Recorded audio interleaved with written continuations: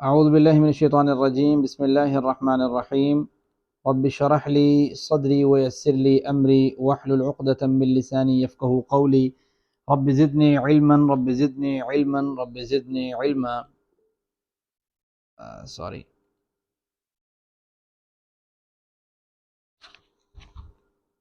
اللہ تعالیٰ کی توفیق سے الحمدللہ ہمارا آج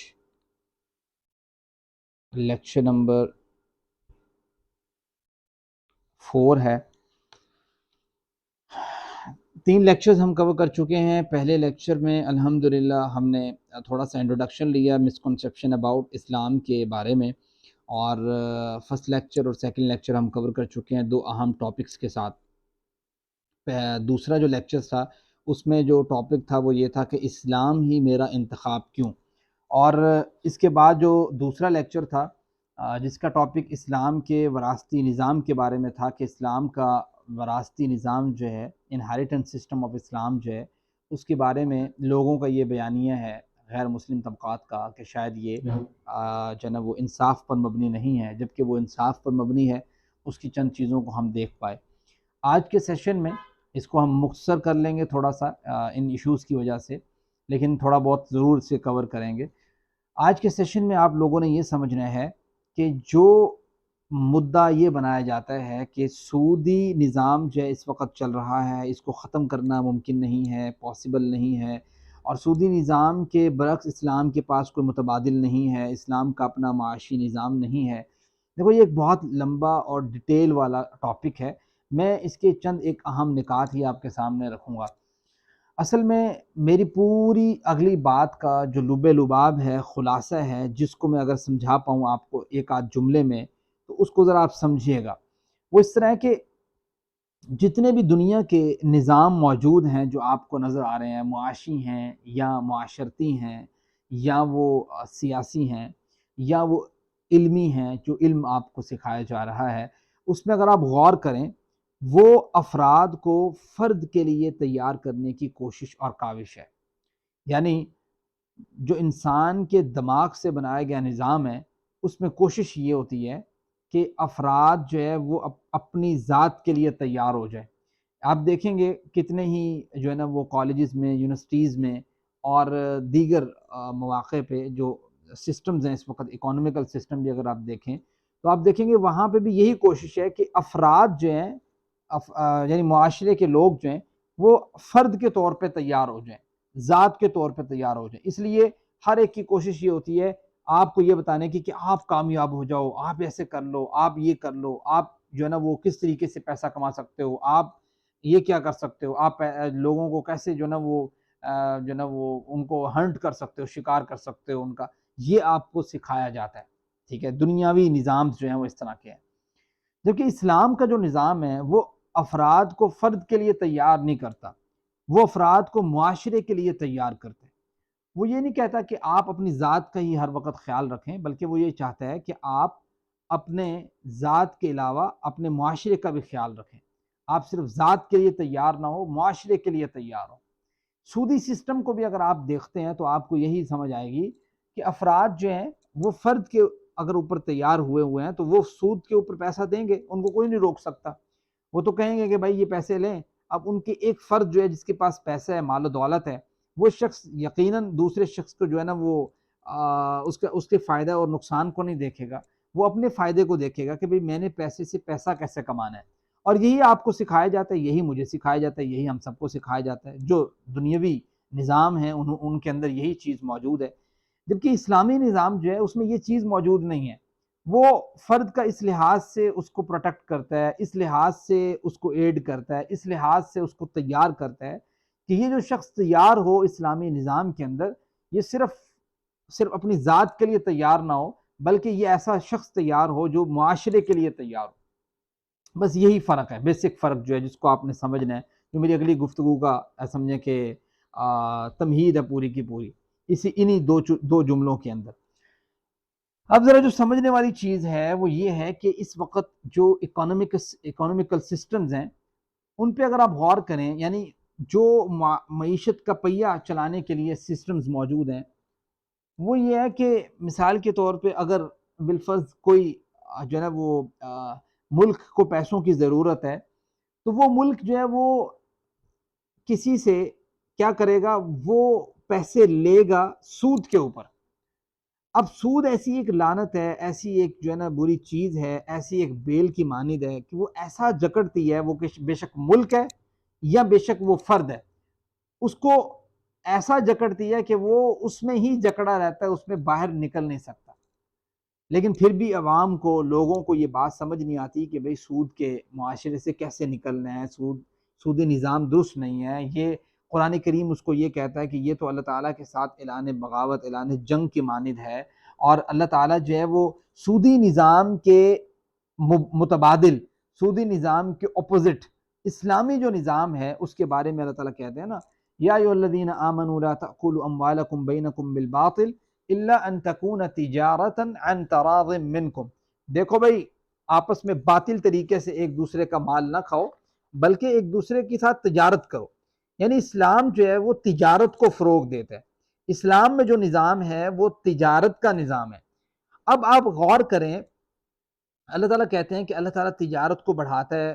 اور سود کو اللہ تعالیٰ کم کرتا ہے۔ بظاہر آپ دیکھیں، ہر شخص کو جس کے پاس پیسے ہیں نا، اس کو یہ لگتا ہے کہ سود جو ہے نا میرا، یعنی سودی اگر میں کام کرتا ہوں تو میرے پاس پیسہ بڑھ رہا ہے۔ آپ دیکھیں کہ اس کا ایفیکٹ ممکن ہے کہ فرد کو تو بہت بہتر ہو جائے، لیکن معاشرہ تباہی کی طرف نکل جاتا ہے۔ آپ اس چیز پہ غور کریں، میں جو ہے نا وہ ایک اینکر کو سن رہا تھا، وہ یہ بات کر رہا تھا کہ جب میں مطلب پڑھ رہا تھا، انسان جب یونیورسٹی میں پڑھ رہا ہوتا ہے نا، تو پڑھتے ہوئے اس کا سوچ و بچار کا طریقہ کچھ اور ہوتا ہے۔ یعنی وہ دوسروں کی جو بیٹیاں پڑھ رہی ہوتی ہیں نا، تو وہ ان کے بارے میں کچھ اور چیزیں سوچتا ہے انسان۔ یعنی اگر انسان کے اوپر آپ جائیں، دوسروں کی بیٹیاں اگر جو ہے نا وہ پڑھ رہی ہیں یونیورسٹی کے اندر، تو انسان ان کے بارے میں کچھ اور سوچتا ہے۔ وہی شخص جو خلاف تھا، آپ کو پتا ہے کہ جمعیت جو ہے وہ جماعت اسلامی کی جو جمعیت ہے، یہ کام کرتی ہے نا یونیورسٹیز کے اندر اس طرح کا اسٹرانگ کہ بھائی کوئی فحاشی کی چیزوں سے بچا جائے اور ان تمام چیزوں سے بچا جائے۔ مجھے ان کی ٹوٹلی کاموں کا نہیں پتا بہرحال، لیکن میں اس اینکر کی بات کو سن کے اس بات سے ضرور حیران ہوا کہ جب وہ یہ کہہ رہا تھا کہ جب ہم یونیورسٹیز میں تھے تو ہمارا ایک مدعا تھا کہ بھئی یہ بہت لوگ غلط کرتے ہیں، لیکن وہ کہتا ہے کہ جب میں بڑا ہوا ہوں تو میری اپنی بیٹیاں جب یونیورسٹی میں گئی ہیں تو اب مجھے فیل ہوتا ہے کہ جمعیت جو ہے وہ ٹھیک کر رہی تھی۔ بات سمجھتے ہیں؟ یعنی انسان ہے نا، جب اپنے اوپر آتی ہے تو اس کو فیل ہوتا ہے، جب کسی دوسرے کے اوپر ہے تو اس کو کہتا ہے کچھ بھی نہیں ہے۔ اسی طریقے سے ایک شخص جو سودی مطلب سود دے رہا ہے، اس کو فیل ہوگا کہ بھائی کو بہت زبردست نظام ہے، بہت زبردست کام ہے۔ ایک شخص جو سود لے رہا ہے نا، اس کو پتا ہے کہ کیا اس کے ساتھ معاملہ ہے۔ ابھی پچھلے دن بھی آپ کو پتا ہے کہ ایک کیس آیا کہ جس میں اس نے خودکشی کی، ایک جو ہے نا وہ بندے نے، کہ سود اس نے لیا تھا ایک خاص جو ہے نا وہ اپلیکیشن سے، اور وہ بڑھتا بڑھتا بہت بڑھ گیا، اور کالز اور آپ کو بلیک میلنگ سٹارٹ ہوئی، تو اس نے اس کے جو ہے نا وہ معاملے میں آتے ہوئے اس نے خودکشی کر لی۔ تو بہرحال سود تو بھائی اس طرح کی چیز ہے،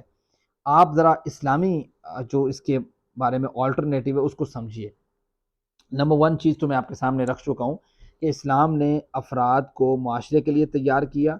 اب جب وہ معاشرے کے لیے تیار ہو گیا تو اسلام نے اس کے اوپر کچھ چیزیں فرض کر دی، یعنی اس نے تجارت کی۔ اب تجارت کرنے کے بعد پیسہ اس کے پاس اکٹھا ہوا، اسلام نے ایک چیز بتائی، کہا کیلا یکون دولتم بین الاغنیاء منکم۔ اسلام یہ چاہتا ہے کہ آپ کی جو ویلتھ ہے، آپ کی جو دولت ہے، یہ ایک جگہ پہ سٹیٹک ہو کے نہ رہے، بلکہ اسلام چاہتا ہے سرکولیشن آف منی۔ اسلام کہتا ہے کہ آپ جو ہے وہ پیسوں کو کسی نہ کسی طریقے سے، پیسہ جو ہے نا وہ چلتا رہنا چاہیے، رکے نہ۔ اب اس کے لیے یہ جو بندہ معاشرے میں پیسوں کو کما گیا تجارت کے ذریعے، بہت زبردست اس کی ٹریڈ چل پڑی، پیسہ آ گیا، کاروبار تھا اس کا بہت زبردست قسم کا۔ اب جب پیسے آ گئے، اسلام اس کے اوپر دو قسم کے قوانین نافذ کرتا ہے۔ یعنی اسلام کا آپ معاشرہ دیکھیں نا، جو اسلام معاشرہ جس کو وہ آئیڈیل معاشرہ سمجھتا ہے، جس کو وہ چاہتا ہے کہ یہ ہونا چاہیے، وہ دو قسم کے قوانین لاگو کرتا ہے۔ اسلام کا ایک قانون ہے جس کو ہم کہتے ہیں فرض کا قانون، یعنی ایسی چیز جس پہ فرض کر دی جائے، معاشرے کے افراد کے اوپر فرض کر دی جائے۔ اسلام کا ایک قانون وہ ہے کہ اسلام نے جن افراد کو تیار کیا تھا معاشرے کے لیے، پھر انہوں نے معاشرے کے اندر رہتے ہوئے حلال طریقوں سے روزی روٹی کو کمایا، پیسوں کو کمایا۔ اب جب حلال طریقے سے انہوں نے پیسوں کو کما لیا، اب اسلام ان کے اوپر کچھ چیزوں کو فرض کر دیتا ہے، کچھ چیزوں کو نفل کر دیتا ہے، کیونکہ اس کو معاشرے کے لیے تیار کیا تھا۔ جن چیزوں کو اسلام نے فرض کیا وہ بہت سی چیزیں ہیں، اس کو آپ ذرا سمجھیں۔ اسلام نے ایک وہ فرد جس کو معاشرے کے لیے تیار کیا، کئی لا یکون دولتم بین الاغنیاء کی آئیڈیل کوٹیشن کے اوپر تیار کیا، اس فرد کو کہا کہ آپ کے اوپر زکوٰۃ اس لیول کے اوپر فرض ہو جائے گی۔ وہی شخص جو معاشرے کے لیے تیار ہوا، آگے بڑھا، اس نے بہت سی زمین کو خریدا، اس میں بہت سی چیزیں اگائی، بہت سی چیزیں اگ گئی، اسلام نے اس کے اوپر ایک فرض کر دیا کہ آپ چونکہ معاشرے کے لیے تیار کر دیں، آپ کو چاہیے کہ آپ عشر ادا کریں۔ وہ اسلام کا ایک قانون ہو گیا، قانون زکوٰۃ و عشر، جس میں اسلام چاہتا ہے کہ یہ فرد معاشرے کے لیے تیار ہو، نہ کہ فرد اپنی ذات کے لیے۔ یعنی اس کو صرف یہ نہ ہو کہ بھائی میں نے اتنا جو نا وہ ٹریڈنگ کر لی، اب میں نے اپنی جیب میں رکھنا سارا پیسہ، یا میں نے مثال کے طور پہ یہ زمین سے اتنی پیداواری حاصل کر لی، ساری کی ساری میں نے کھانی ہے، اس سے جو نا مال حاصل کرنا ہے۔ اسلام نے اس کو فرض کر دیا قانون زکوٰۃ و عشر کے تحت۔ آگے بڑھیں، پھر اسلام نے قانون اسلام کا وصیت اور وراثت کا قانون۔ ایک شخص ہے، اس نے دولت کو کما لی ہے، پیسہ اس کے پاس آ گیا ہے، اب مال و دولت پڑا ہوا اس کے پاس، ایج اس کی بہت بڑھ گئی ہے، اب اس کو پتہ ہے میں نے مرنا ہے، فوت ہونا ہے، اب اس کو وصیت بھی کرنی ہے، اس کی وراثت بھی جانی ہے۔ جو وصیت کر رہے ہیں اسلام اس میں بھی اس کو اجازت دے رہا ہے 1/3 کی، یعنی وہ یہ چاہتے ہیں سرکولیشن ہو، اور سرکولیشن میں اسلام نے وصیت وراثت کے معاملے میں، جیسا کہ پچھلے لیکچر میں آپ نے پڑھا، وراثت کے معاملے میں اسلام نے پھر قانون وضع کیے اور کمپلیٹ سسٹم دیا، جو کہ کچھ آپ کو میں نے پچھلے لیکچر میں رکھا، اور میں نے آپ کو یہ ریفرنس بھی دیا کہ ایک ہمارا لیکچر سورۃ النساء کمپلیٹ جو ہے وہ ریکارڈڈ ہے، اس میں وہ ساری چیزیں مینشن بھی ہیں۔ تو گویا اسلام نے ایسا شخص جس نے ویلتھ کو کما لیا، مال و دولت آ گیا، اس کے لیے وصیت اور وراثت کا پورا سسٹم رکھا، اور وراثت میں بھی جو لوگوں میں رواج چل رہا تھا وراثت کا، بڑے بیٹوں کو دینے کا، کسی کو نہ دینے کا، یہ کرنے کا وہ کرنے کا، اس میں اسلام نے پابندی عائد کی اور فرض عائد کر دیا کہ اس کو اتنا اتنا حصہ جائے گا، گویا سرکولیشن آف ویلتھ ہو جائے گی۔ یہ بھی قانون ہے اسلام کا، کئی لا یکون دولتم بین الاغنیاء منکم کرنے کا۔ اور پھر اسلام کا ایک قانون ہے، قانون الاضاحی والفطر۔ آپ کو پتا ہے وہ فطرانہ ہم جو دیتے ہیں یا ہم جو قربانی کرتے ہیں، اس میں ہم کچھ نہ کچھ حصہ غریبوں کو تو دینا ہے، اس کے پیچھے پورا فلسفہ ہے، اس میں انسان کے اوپر کچھ چیزیں فرض عائد کر دی گئی۔ آپ کا جو صدقہ فطر ہے فرض ہے، بات سمجھتے ہیں؟ یعنی اسلام یہ چاہتا ہے کہ آپ کے پاس جو پیسہ کلیکٹ ہو گیا ہے، اب یہ پیسہ آپ کو اتنا اتنا دینا ہے، ٹھیک ہے؟ آپ وہ فطرانہ آپ کو پتا ہے ہم تو دیتے ہیں۔ اسی طریقے سے اسلام کا ایک قانون ہے، قانون قرض حسنہ۔ اسلام یہ چاہتا ہے کہ یہ جو فرد میں یہ کہہ رہا ہوں کہ معاشرے کے لیے تیار ہو، یہ شخص جب اس کے پاس پیسے آ جائیں، مال آ جائے، دولت آ جائے، اب اس شخص کے پاس کوئی غریب شخص آئے اور وہ آ کے یہ کہے کہ مجھے قرض چاہیے، تو یہ اس کا ناجائز فائدہ نہ اٹھائے۔ یہ سب سے پہلے تو اس کو یہ چاہیے کہ یہ اگر اس کی معاونت کرنا چاہے فری میں، جو کہ نفلی چیز میں آتی ہے، وہ ہم آگے جا کے دیکھتے ہیں، تو وہ کرے۔ یعنی یہ پہلا سٹیپ ہے جس کو سپر سٹیپ کہتے ہیں۔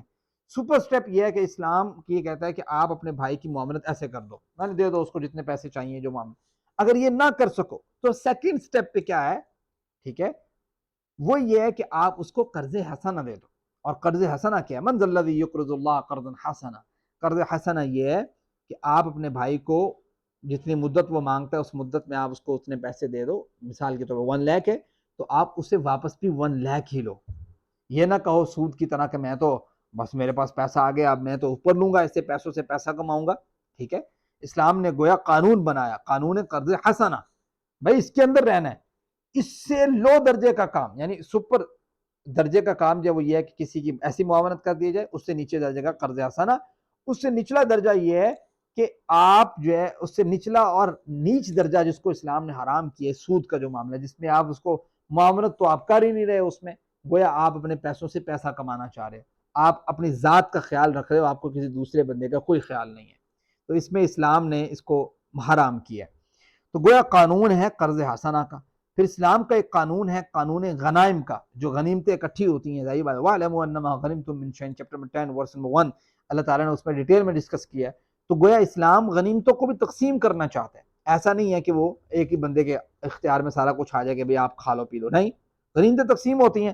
اسلام کا ایک نظام ہے قانون وقف، کوئی چیز وقف کرتا ہے تو وہ اس کا ایک قانون ہے، ٹھیک ہے۔ اسلام کا ایک نظام قانون اجرت ہے، یعنی کہ کوئی شخص جو ہے نا آپ اجرت پہ آپ رکھتے ہیں تو اس کا ایک قانون ہے، بھائی اس کو آپ نے دینا ہے، یہ نہیں ہے کہ پسینہ خشک ہونے سے پہلے اجرت دینی چاہیے جس سے آپ نے کام کروایا۔ اسلام کا ایک نظام ہے قانون مشارکت، قانون مضاربت، قانون نظر و کفارات، اس ٹائپ سے قوانین ہیں جو فرض ہیں بندے کے اوپر، یعنی جب وہ کام اس نے کر لیا تو اب فرض ہو جاتا ہے انسان کے اوپر نا، یعنی نظر مان لی ہے یا کفارہ ہے کوئی ادا کرنا تو وہ دے گا، اس میں اگر پیسہ آتا ہے مال آتا ہے تو سرکولیشن آف ویلتھ کا وہ ایک طریقہ بن جاتا ہے۔ تو گویا اسلام جو ہے وہ یہ چاہتا ہے کہ جو فرد میں تیار کرنا چاہتا ہوں یہ معاشرے کا ایسا فرد ہو کہ جب اس کے پاس مال و دولت آئے تو اس کے اوپر آٹومیٹکلی کچھ چیزیں فرض عائد کر دی جائیں، لیکن جو فرض عائد کر دی جائیں وہ اتنی زیادہ نہ ہوں، اتنی ہیوی نہ ہوں کہ انسان تنگ آ جائے اور اسلام سے بھاگے ایسا کرے، بلکہ اتنی کو ہوں کہ جو مناسب ہوں، جس سے اس کو اتنا فرق نہ پڑتا ہو، جیسے زکوٰۃ ہے 2.5% ہے۔ تو یہ چیزیں ہیں، اس کو سمجھنے کی ضرورت ہے۔ وہ یہ ایک قانون ہے جس کو اسلام فرض کا درجہ رکھتا ہے، دیتا ہے، اور اس کے برعکس اسلام اسی بندے کو جو معاشرے کے لیے تیار کیا ہے وہ بندہ، اس کو اسلام کچھ اختیاری چیزیں بھی کہتا ہے کہ آپ ٹھیک ہے، آپ کچھ نیکیاں ایسی ہیں جو نفلی نیکی ہیں، بات سمجھتے ہیں، جیسے جس کو قانون نفقات و صدقات کہہ سکتے ہیں آپ، بھئی آپ نے صدقہ کرنا ہے، آپ نے خرچ کرنا ہے، آپ اللہ کی راہ میں اپنی مرضی کے ساتھ جتنا زیادہ مرضی خرچ کریں، اس پہ اسلام نے جو ہے نا وہ اس کو اپریشیٹ کیا ہے، ٹھیک ہے، اس بندے کو جو یہ کام کرتا ہے۔ اور پھر اس طریقے سے اسلام کا ایک قانون ضیافت ہے، اسلام مہمان نوازی کے پورے معاملات کو بیان کرتا ہے، گویا وہ یہ نہیں چاہتا کہ آپ جو ہے وہ اپنے مہمانوں کے ساتھ اس طریقے سے برا سلوک کریں، آپ اپنی ذات کے ساتھ ہی رکھیں، آپ کو ریلیشنز اور اس ٹائپ کا ان کا کوئی خیال نہ ہو۔ تو ایک سسٹم ہے اسلام کا، اسلام کا تقسیم عفو کا سسٹم ہے، جس سے قرآن کریم میں آتا ہے نا کہ یسألونک ماذا ینفقون، وہ آپ سے سوال کرتے ہیں کہ ہم کیا خرچ کریں، ان کو کہیں قل العفو، جو آپ کی ضرورت سے زائد ہے آپ خرچ کرو اللہ کی راہ میں۔ گویا یہ ایک سسٹم ہے اسلام کا۔ اس طریقے سے قانون اسلام کا ہے قانون کفایت، قانون معون ایک قانون ہے جس کو سورۃ معون میں ڈسکس کیا ہے نا، یعنی کہ ضرورت کی چیزیں اگر آپ سے کوئی مانگتا ہے تو آپ اس کو دیں، اگرچہ یہ بائی چوائس ہے لیکن اسلام اس کو اپریشیٹ کرتا ہے۔ اس طریقے سے قانون تعاون ہے، وتعاونوا علی البر والتقوی، کوئی شخص تعاون مانگتا ہے آپ سے، عون مانگتا ہے، مدد مانگتا ہے، معاونت مانگتا ہے تو اس کی معاونت کی جائے۔ تو آپ یہ دیکھیں گے میں نے کچھ آپ کے سامنے چند ایک جو ہے نا وہ ایسے موٹے موٹے قوانین رکھے ہیں جس کو میں صرف یہ باور کروانا چاہتا ہوں کہ جو لوگ یہ سمجھتے ہیں کہ اسلام کے پاس سسٹم نہیں ہے، اسلام جو ہے نا وہ اکانومیکل سسٹم کے بارے میں جو ہے نا وہ بات کرے، تو ہم یہ کہہ رہے ہیں کہ اسلام کے پاس تو ایک پورا سسٹم ہے جس میں اسلام نے سرکولیشن آف ویلتھ کا پورا کانسیپٹ دیا ہے، کمانے کے کون سے ذرائع درست ہیں اور کون سے ذرائع غلط ہیں، کون سی ٹریڈنگ درست ہے اور کون سی ٹریڈنگ غلط ہے، اور اسلام نے اس چیز کو اپریشیٹ کیا ہے کہ جو کوئی بھی فرد ٹریڈنگ بھی کرے، تجارت بھی کرے، حلال وے بھی یوز کرے، تب بھی اس کے اوپر دو کیٹیگری کی چیزیں ایک فرض کی کیٹیگری میں اور ایک نفل کیٹیگری میں فال کرتی ہیں۔ اب اس کو چاہیے کہ وہ اس طریقے سے معاشرے کو ایڈ کرے، تو معاشرہ اس طریقے سے کنٹینیو ہو سکتا ہے اگر کوئی شخص اس تھاٹ کے ساتھ چلے گا، اور اگر کوئی شخص دنیاوی جو تھاٹس ہیں جو آپ اور میں جب یونیورسٹی میں پڑھ رہے ہوں اور یا اساتذہ ہمیں پڑھا رہے ہوں، ان کو بھی ظاہری بات ہے وہ بھی باہر کے کہیں پڑھ کے آئے ہوتے ہیں اور وہ بھی یہی چیز سکھا رہے ہوتے ہیں بار بار کہ بیٹا آپ نے یہ کرنا ہے، آپ اس طرح کامیاب ہوگے، آپ جو ہے نا وہ آپ نے جو ہے نا وہ کاروبار میں دھوکہ کیسے دینا ہے لوگوں کو، اگر کسی کو نہیں آتا تو اس کو کہتے ہیں یہ چل رہا ہے، ٹھیک ہے، انہوں نہیں پتا لوگوں کو کہ دال لانا ہے، ٹھیک ہے، مینوں پتا ہے، اس طرح کی بات کرتے ہیں نا، یعنی کہ والدین اگر کوئی کاروبار کر رہے ہیں تو اپنے اس بیٹے کو بڑی اپریسیشن دیتے ہیں جو لوگوں کو جو ہے نا وہ دھوکے سے جو ہے نا حرام وے سے پیسہ کماتے ہیں، ظاہری بات حرام وے ہی بنے گا نا کہ آپ دھوکے سے کماتے ہیں۔ تو اسلام نے کیا کیا، اسلام نے اخلاقی چیزوں کو اور معاشرتی چیزوں کو، دوسرے لوگوں کے معاملات کو، ایک پورا ایک اسلام کمیونٹی بلڈنگ چاہتا ہے، بات سمجھتے ہیں، کمیونٹی کنسٹرکشن چاہتا ہے اسلام جو ہے وہ یہ نہیں چاہتا۔ اب آپ غور کریں گے نا، آپ دیکھیں گے کہ اس وقت افراد جو ہیں فرد آگے نکلتا جا رہا ہے. یعنی وہ فرد جس کے پاس کبھی جو ہے نا وہ سائیکل ہوا کرتا تھا آج کل بائک ہوگا، وہ فرد جس کے پاس بائک ہوا کرتا آج کل گاڑی شاڑی ہوگی اس کے پاس. ٹھیک ہے، یعنی فرد ترقی کر رہا ہے. وہ شخص جس کے پاس مکان نہیں تھا وہ مکان لینے کی طرف جا رہے ہیں. بہت سے ایسے لوگ ہیں. تو گویا افراد جو ہیں وہ کہیں نہ کہیں ترقی کرتے ہوئے نظر آتے ہیں. معاشرہ ترقی کرتے ہوئے نظر کیوں نہیں آتا؟ بات سمجھتے ہیں؟ پھر ہم یہ جو بات کرتے ہیں کہ یورپ جو ہے وہ فلاں فلاں معاشرہ اس طریقے سے ترقی کر رہا ہے، اس نے یہ کچھ اقدار اسلام کی ویلیوز کو اپنایا ہے، جس میں نے آپ کو بتائی ہیں کہ اس نے کچھ چیزیں جو ہے نا وہ ٹیکسز کی صورت میں، کچھ چیزیں جو ہے نا وہ جو ہے نا وہ جس میں کسی کے اوپر کوئی غلطی کرتا ہے تو اس کے اوپر کچھ جرمانے کی صورت میں، اور کچھ چیزیں جو ہے نا وہ ایمانداری کی صورت میں. ٹھیک ہے، اس ٹائپ کی چیزوں کو اپنا کے وہ جو اسلامک پوائنٹ آف ویو سے پرسپیکٹو سے چیزوں کو بتایا گیا تھا کہ یہ اسلام چاہتا ہے، انہوں نے کچھ چیزوں کو اپنایا، کچھ چیزوں کو نہیں بھی اپنایا، جیسے حیا کو نہیں اپنایا، سود کو نہیں چھوڑا. اس ٹائپ کی چیزوں کو جب تو کچھ سی حد تک وہ آگے نکل گئے. ہم نے کیا کیا؟ ہم نے نہ ادھر کے رہے نہ ادھر کی چیزوں کو اپنایا. تو یہ دونوں چیزیں ہم سے چھوٹ گئی. بات سمجھتے ہیں؟ تو ہمیں چاہیے کہ ہمیں کم از کم کانسیپٹ کا پتا ہو، جو کہ میں ان شارٹ آپ کو بتا چکا ہوں. موقع ملا تو کبھی ڈیٹیل میں بھی اس پہ بات ہوگی. تو آپ میں سے کسی کا کوئی کویسچن ہے آج کے لیکچر سے ریلیٹڈ تو آپ لوگ پوچھ سکتے ہیں.